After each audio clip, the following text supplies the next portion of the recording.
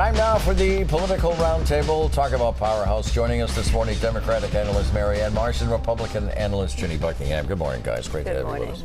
All right, let's start with the Supreme Court ruling late last week that lower court judges can't block President Trump's executive orders. It came about as part of a ruling about birthright citizenship. So, Ginny, let's start with you. What does this mean for the president's agenda moving forward? I mean, it's on its surface a win for President Trump. And it makes sense, doesn't it, that one judge in one jurisdiction shouldn't be able to tell the whole country what it should do with President Trump's orders. On the other hand, it doesn't reach the substance of the issue. So the Supreme Court didn't say anything about whether birthright citizenship can be repealed by executive order, and that's still to come. And this has been a source of frustration for the Trump administration. Marianne, what do you think about this? Yes, but there's some things more important than Donald Trump, and one of them is the rule of law, and this further erodes it. Remember, the 14th Amendment is a precedent that has existed for 127 years, and this just isn't about birthright citizenship. This is about all rights and judges' abilities to weigh in. So your life now will depend on what state you live in, even more than before, in terms of judges and rulings and gun control, all those things. This is the beginning, if you take it to its conclusion, which I pray doesn't happen, of the beginnings of a civil war where states are pitted against each other, and what state you're in decides what laws you have, what you can live under, and what kind of life you have. I see it as completely the opposite, actually. Of course, Jenny.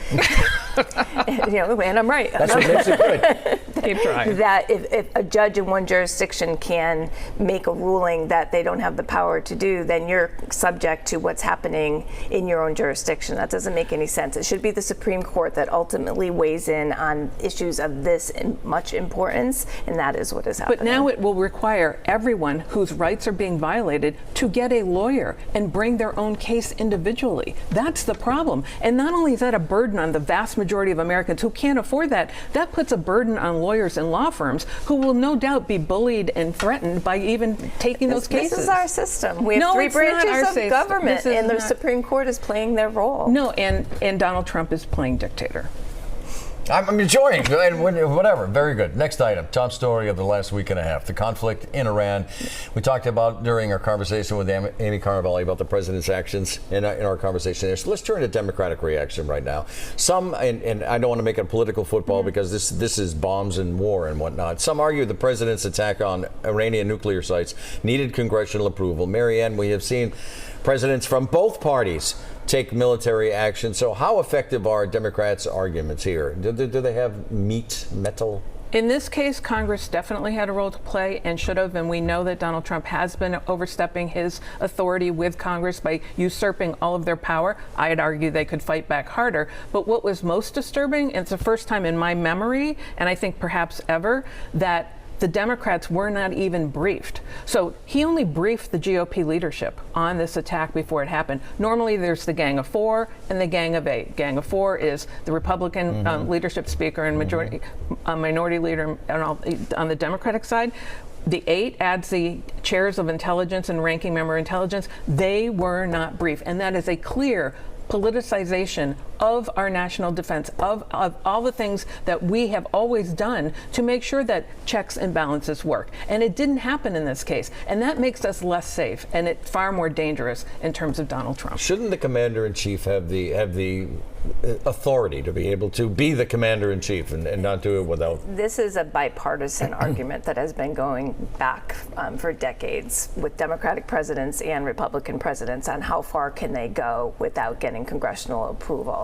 What surprises me is that Democrats in Congress, for the most part, did not stand up and say, hallelujah, we have started the process of making sure Iran is never going to be a threat to us or to Israel ever again. We should all be saluting that. We should all be praising our military. Instead, it's getting dragged down to this partisan fight because it's President Trump that did it.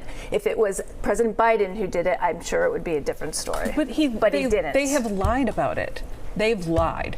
Obliterated? We don't know that. No, we don't know. We don't know. It's too soon to know. No, there's plenty of reporting, and we can get into this in a little bit, about what happened that day.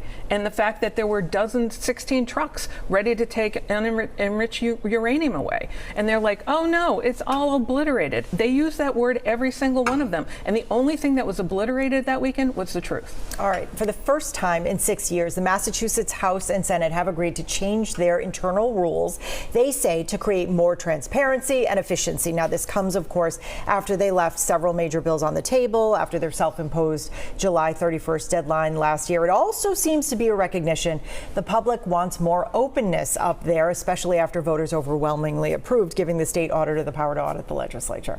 Marianne, is the sun shining now on Beacon Hill? The window's open. Okay, the window's open. It's a good first step in the right direction, and good for them. They should be applauded for it because they got it done. It also is a reminder that there's separation of powers, and the legislature should legislate and dictate how they do business. It was good that they did this, but I think given that the separation of powers is being trampled on, especially by Donald Trump, it's important to show people that the legislature handles itself, the executive handles itself, and et cetera, et cetera. Jenny, what do you think? You can teach an old dog new tricks. That's what it told me. It is a step in the right direction. It is also going to be in the enforcement of it. Right, they have to follow the rules. Are they going to? And we'll see. I think they will. Next item is Scott Brown, the former Massachusetts senator who famously said during a debate, it's not Ted Kennedy's seat, it's the people's seat. He won an election here as a senator from Massachusetts. Former U.S. ambassador Scott Brown is now running for the U.S. Senate in New Hampshire again. He lost to Elizabeth Warren here in Massachusetts after winning the special election. He lost to her in 2012. Brown moved across state lines and he challenged Democrat Senator Jeanne Shaheen in 2014. Brown lost that in a statistically percentage-wise close race. He's the only Republican candidate to announce so far. President Trump had publicly appointed former Governor Chris Sununu and pointed to him as a possibility. That obviously didn't happen. Ginny, is Scott Brown is 65 years old. I'm just putting age on the table because we talk about it about politicians now. He's still a young man. Is now the right time for Scott Brown to return? I mean, are there no other jobs in the world than running for Senate? I don't know. I guess he's going to take a shot because there's a shot to take. I think it's going to be a tougher race than he thinks, given the midterms and the dynamic in a midterm election. And Trump has not won New Hampshire, so it's not a slam dunk that he's a Trump guy. Scott Brown made history in 2014 because he became the first person in history to lose 2 Senate seats in 2 different states to 2 different women. And Chris Pappas, the Democrat, will be the nominee for the Senate race up there, and he's the openly gay member of the New Hampshire delegation, and if he wins, history will be made again. All right. In Massachusetts, Senator Ed Markey is up for re-election next year. He received a pair of endorsements last week from Senator Elizabeth Warren and a labor union endorsement from IBEW Local 103. The union at the time in 2020 endorsed Markey's opponent, Joe Kennedy III, citing the need for newer, fresh voices in the Senate. Marianne, will we see a serious Democratic challenger this time around? So there's a line in Matt Stout's Globe article this week that everyone seems to have ignored. Reporters asked Jake Auchincloss and Ayanna Pressley if they planned to run against Ed Markey, and neither one of them denied it.